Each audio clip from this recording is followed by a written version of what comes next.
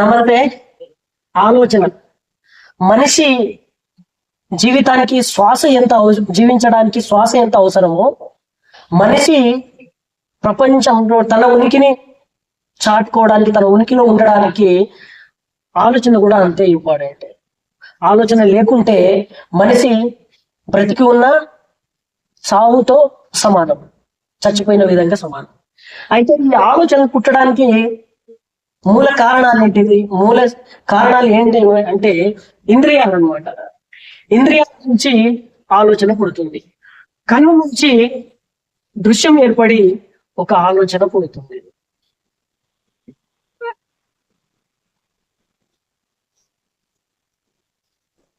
అలాగే చెవి నుంచి శబ్దము వచ్చి, సౌండ్ వచ్చి ఆలోచన పుడుతుంది. ముక్కు నుంచి వాసన వచ్చి ఆ వాసన ద్వారా ఆలోచన పుడుతుంది. నాలుక నుంచి రుచి ఏర్పడి ఆలోచన పుడుతుంది. చర్మం నుంచి స్పర్శ ఏర్పడి ఆలోచన పుడుతుంది. అయితే ఈ ఇంద్రియాల ద్వారా ఆలోచన అనేది ఏర్పడుతుంది. ఆలోచన పుట్టుకకు మూల కారణము ఈ ఇంద్రియాలు. అయితే మన రోజువారీ జీవితంలో ఆలోచనలు ఎన్ని వస్తాయో తెలుసా?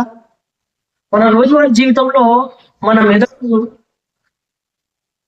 ఎన్ని ఆలోచనలు మోయగలవు అంటే దాదాపుగా 100 నుంచి 1000 ఆలోచనలు ఈజీగా మోయగలవు. క్షణాలలో మనకు అనేక ఆలోచనలు పుడతాయి.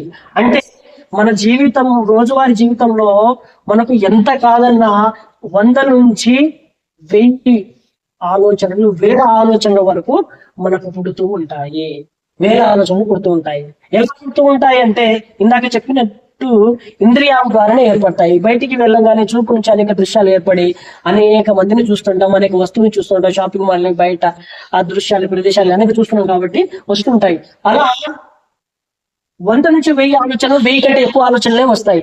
అయితే 100 నుంచి 1000 ఆలోచనలు వస్తున్నాయి కదా, మరి 100 నుంచి 1000 ఆలోచనలు మనకు ఇన్ని ఆలోచనలు వస్తుంటే మనకు మన బ్రెయిన్ ఎంత షార్ప్ గా, ఎంత స్ట్రాంగ్ అంటే ఎలా ఉంటుందో ఒకసారి చూడండి. అయితే 100 నుంచి 1000 ఆలోచనలు వస్తుంటే మనకి ఇక్కడ ఏమైపోతుందంటే 100 నుంచి 1000 ఆలోచనలు మనల్ని రోజు వెంటాడడం లేదు. రోజువారీ జీవితంలో మనకు అవి వెంటాడడం లేదు. 100 నుంచి 1000 ఆలోచనలు మనకు వెంటాడటం లేదు. అసలు 100 నుంచి 1000 ఆలోచనలు వెంటాడకుండా ఏం చేస్తున్నాయంటే 1 నుంచి 5, 6 ఆలోచనలు మాత్రమే మనల్ని బాగా వెంటాడుతున్నాయి. రోజు 100 నుంచి 1000 ఆలోచనలు మనం ఏమీ చేయలేకపోతున్నా, కానీ కేవలం 1 నుంచి 5, 6 ఆలోచనలు మనను ప్రభావితం చేస్తున్నాయి.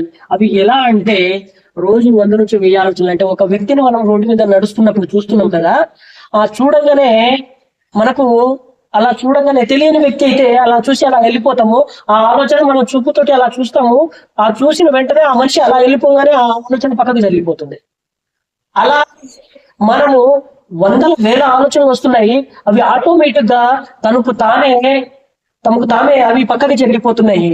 కానీ 1 నుంచి 5 ఆలోచనలు మాత్రమే మనల్ని బాగా ప్రభావితం చేస్తున్నాయి. అవి ఎలా చేస్తున్నాయి అంటే చూడండి,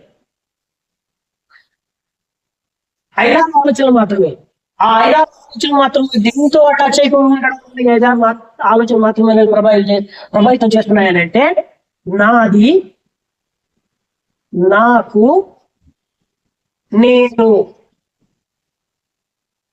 ఈ మూడింటికి సంబంధించిన ఆలోచనలే మనల్ని బాగా ప్రభావితం చేస్తాయి, ఏడిపిస్తాయి, దుఃఖపడేలాగా చేస్తాయి, సంతోషపెడతాయి, ఆనందపడేలా చేస్తాయి. వీటికి సంబంధించిన ఈ ఆలోచనలు 5 అర్థం ఏముంటాయి, అవే మనల్ని ఎక్కువగా ఇబ్బంది పెట్టినా, బాధ పెట్టినా, సంతోష పెట్టినా ఇవి మాత్రమే. కానీ 100 నుంచి 1000 దాకా వచ్చే ఆలోచనలు అవి అప్పటికప్పుడే ఎగిరిపోతాయి. సపోజ్ ఉదాహరణకు రోజు మనము ఉదయం లేచిన కాడి నుంచి మనం అనేక పనులు చేస్తుంటాము. ఏంటిది? బాత్రూమ్కి వెళ్తాము, స్నానం చేస్తాము, తింటాము, పడుకుంటాము, బట్టలు ఉతుక్కుంటాము, వంట పని చేసుకుంటాము. ఇవన్నీ చేస్తున్నా వీటి నుంచి వచ్చే ఆలోచనలు మనకి ఎక్కువసేపు నిలబడుతున్నాయా? నిలబడలేదు. ఆకలి వేస్తుంది అనిపించినప్పుడు మనం అన్నం తిన్న తర్వాత ఆకలి అనే ఆలోచన మాయమైపోతుంది. బట్టలు ఉతకాలి అనే ఆలోచన వస్తుంది. మనం వెళ్ళి బట్టలు ఉతుకుతాము, ఆ ఆలోచన మాయమైపోతుంది. వంట చేయాలనుకుంటాం, వంట చేస్తాము, ఆ ఆలోచన మాయమైపోతుంది. ఇలా మన రోజువారీ జీవితంలో వందలు వేల ఆలోచనలు వస్తాయి. అవి కొన్ని ఆచరణ రూపంలో ఆచరించగానే మాయమైపోతుంది, కొన్ని ఆచరించకుండానే అవి ఆటోమేటిక్లీ పక్కకు జరుగుతాయి. కానీ కొన్ని ఆలోచనలు మాత్రమే మనల్ని బాగా ప్రభావితం చేస్తాయి.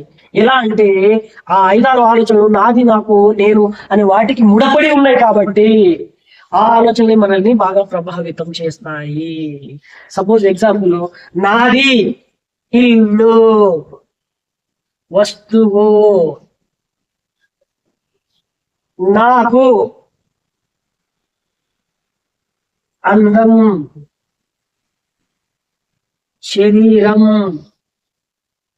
నేను, పేరు, అధికారం.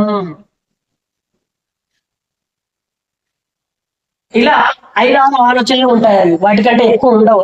5-6 ఆలోచనలు మనకు ఎలా ఇబ్బంది పడుతుంటాయంటే అలా ఇబ్బంది పడతాయి. ధనం, ఇలా అన్నమాట. అయితే నాది ఇల్లు, వస్తువు ఏమైనా అయిపోతాయి, బాగా సంపాదించాలి, వస్తువుని ఇంకా కూడబెట్టాలి, ఇల్లు ఇంకా పెద్దగా చేయాలి అనే ఆలోచన మనని ఎప్పటికీ ఇబ్బంది పెడుతూ ఉంటాయి. నాది ఇల్లు ఉండాలి, పేరు ఉండాలి, వస్తువు ఉండాలి అని. నాకు పేరు ఉండాలి, అధికారం ఉండాలి, హోదా ఉండాలి అనేది ఈ ఆలోచనలు, నాకు సంబంధించిన ఆలోచనలు ఎక్కువగా ఇబ్బంది పెడుతూ ఉంటాయి. నేను ధనం బాగా సంపాదించాలి, నేను డబ్బు బాగా సంపాదించాలి అనే ఆలోచన బాగా ఇబ్బంది పెడుతూ ఉంటుంది.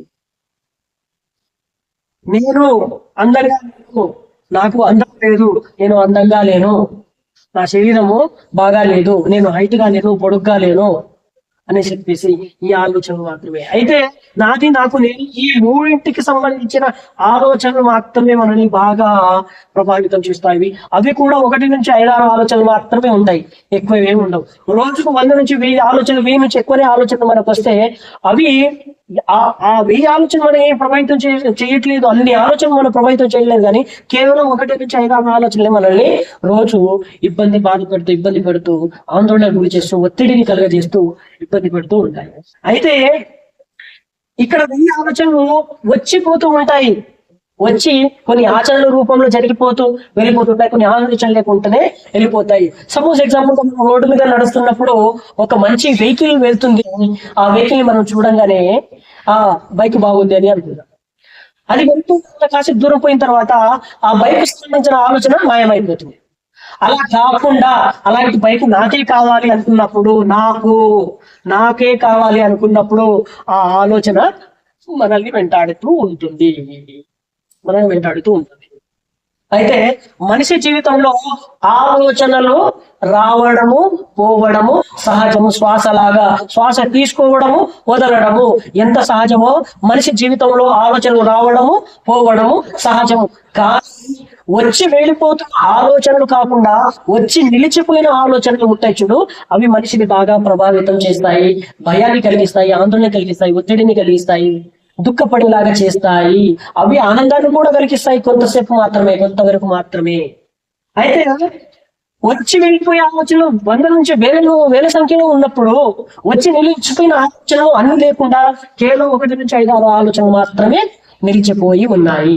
ఈ ఆలోచనలు మాత్రమే మనల్ని ప్రభావితం చేస్తున్నాయి. అయితే మనల్ని ఒకసారి గమనించండి, ఆలోచనలు మనిషికి శ్వాస ఎంత అవసరమో ఆలోచనలు కూడా అంతే అవసరం మనిషికి. అయితే శ్వాస ఎలా వచ్చిపోతుందో, ఉచ్ఛ్వాస ఎలా వచ్చిపోతుంది, ఆలోచన కూడా అలాగే సహజంగా వచ్చిపోతుండాలి. అదే ప్రకృతి ధర్మము. మనిషిలో ఆలోచనలు రావాలి, వెళ్ళిపోవాలి, ఆలోచనలు రావాలి, ఆచరణగా మారాలి, వెళ్ళిపోవాలి, ఆలోచన రావాలి, విచారణ చేసుకోవాలి, ఆచరణగా మారాలి, వెళ్ళిపోవాలి. ఆలోచన, విచారణ, ఆచరణ అంటే చేయడం. ఆలోచన రావాలి, విచారణ చేయాలి అంటే విశ్లేషించాలి, దాని గురించి ఆలోచించాలి, ఆచరణగా చేసుకోవాలి, వెళ్ళిపోవాలి. అయితే మనం బాగా వెంటాడే ఈ 5-6 ఆలోచన ఏమంటే ఇవి ఆచరణ రూపంలో ఉండవు కాబట్టి ఎక్కువగా మనల్ని బాధ పెడుతూ ఉంటాయి. ఇవి ఆచరణ జరగవు, ఆచరణ జరగవు కాబట్టి ఆచరణ జరిగిన ఆలోచనలంతా మాయమై పక్కకు జరిగిపోతూ ఉంటాయి. ఎగ్జాంపుల్, మనము ఉదయం నుంచి అనుకుంటున్నాము బయటికి వెళ్ళాలి, స్నానం చేయాలి అని. ఆ స్నానం చేయాలి అనే ఆలోచన వస్తూ ఉంటుంది. ఇంట్లో వాళ్ళు కూడా నువ్వు స్నానం చేయవా అని అంటూనే ఉంటారు. అప్పుడు మనం ఈ స్నానం చేసిన తర్వాత ఆ ఆలోచన అనేది పక్కన జరిగిపోతుంది. అంటే 1000 ఆలోచనలు కొన్ని ఆచరణ రూపంలో వెళ్ళిపోతాయి, కొన్ని అలా వచ్చి అలా వెళ్ళిపోతుంటాయి. అయితే ఆచరణకు నోచుకొని, అంటే ఆచరణ జరగని ఆలోచనలు మాత్రమే మనల్ని బాగా ప్రభావితం చేస్తాయి. అవే మన జీవితంలో మనము ఎక్కువ కాలము, ఎక్కువ రోజులు ఆలోచనలు మోస్తూ ఉంటాము. సపోజ్ ఎగ్జాంపుల్, ఇల్లు కట్టాలనే ఆలోచన వచ్చింది. దీని గురించి పదే పదే నిరంతరం ఆలోచన చేస్తూ ఉంటాము. దాన్ని ఎలా కట్టాలి, ఏం చేయాలి, ఈ ఇల్లు కట్టేదాకా ఈ ఆలోచన ఆచరణ రూపం దాల్చేదాకా, ఇల్లు కట్టాలనే ఆలోచన ఆచరణ రూపం అంటే ఇల్లు కట్టేదాకా ఈ ఆలోచన అనేది ఆగదు. అప్పుడు దాకా ఈ ఆలోచనను, ఇల్లు కట్టాలనే ఆలోచనలు నువ్వు మనసులో మోస్తూనే ఉండాలి, ఇల్లు కట్టేదాకా ఆగదు. అలా మనిషి జీవితంలో 100 నుంచి 1000 ఆలోచనలు వస్తుపోతుంటాయి. కానీ వచ్చి నిలిచిపోయిన ఆలోచనలే మనల్ని ప్రభావితం చేస్తాయి. అవి కూడా ఎక్కువగా ఉండవు. వచ్చి నిలిచిపోయిన ఆలోచన 5-6 మాత్రమే. నా ఇల్లు, నా కుటుంబం, నాది, నాకు, నేను, ఈ 3 మధ్యలోనే ఉంటాయి. కాబట్టి ఆ ఆలోచనలు మాత్రమే ఎక్కువ. ఈ 3టికి సంబంధించిన ఆలోచనలు ఆచరణ రూపంలో జరగకపోతే అవే మనల్ని బాగా బాధపడుతుంటాయి. నాది ఉద్యోగం రాలేదు, నాకు ఉద్యోగం రాలేదు, ఆ ఆలోచనలో ఆచరణ రూపం జరిగేదాకా, ఉద్యోగం తెచ్చుకునేదాకా ఆ ఆలోచన మైండ్ లో నుంచి పోదు. అదని మనం అనేక విధాలుగా ఇబ్బంది పడుతూ ఉంటుంది. నేను బాగా డబ్బు సంపాదించి, నేను అందంగా లేను, శారీరకంగా మంచి లేను, నాకు రోగాలు ఉన్నాయి, అవి మన రోగాన్ని తగ్గించుకునేదాకా నేను అనేది పోదు. అందంగా లేను అనే బాధ ఎప్పుడు మనకి ఇబ్బంది పెడుతూ ఉంటుంది. కాబట్టి ఆలోచన మళ్ళీ ఒకసారి రిపీట్ గా, ఆలోచన పుట్టడం సహజము. మనిషికి శ్వాస ఎంత సహజమో రావడం పోవడము, మనిషికి ఆలోచన రావడం పోవడం సహజం. కానీ వచ్చి వెళ్ళిపోతున్న ఆలోచనల కన్నా వచ్చి నిలిచిపోయిన ఆలోచనలే మనల్ని ఎక్కువ ఇబ్బంది పెడుతుంటాయి. అయితే వచ్చి వెళ్ళిపోతున్న ఆలోచనలు 100 నుంచి 1000 సంఖ్యలో ఉన్నాయి. కానీ వచ్చి నిలిచిపోయిన ఆలోచనలు 1 నుంచి 5-6 మాత్రమే ఉంటాయి. అవే ఆలోచనలు మనల్ని బాగా ఇబ్బంది పెడుతుంటాయి. కాబట్టి మనం ఏం చేయాలంటే, ఆలోచన యొక్క స్వరూప స్వభావాలు ఇవి అన్నమాట. అయితే ఇప్పుడు మనమే ఆలోచించుకోవాల్సింది, మనల్ని ఏ ఆలోచనలు బాగా ఇబ్బంది పెడుతున్నాయి, ఏ ఆలోచనలు మనల్ని మర్చిపోయేలా చేస్తున్నాం, మనం ఏ ఆలోచనలు మర్చిపోతున్నాము, ఏ ఆలోచనలు బాగా గుర్తుపెట్టుకొని వాటి గురించి మనం బాధపడుతున్నాము, సంతోషపడుతున్నాము, ఆనందపడుతున్నాము అనేది మనం ఒక్కసారి మనమే చెక్ చేసుకుంటే అర్థమైపోతుంది. అయితే ఆలోచన యొక్క స్వరూప స్వభావం గురించి నేను చెప్పాలనుకున్నా. కాబట్టి థ్యాంక్ యూ సో మచ్.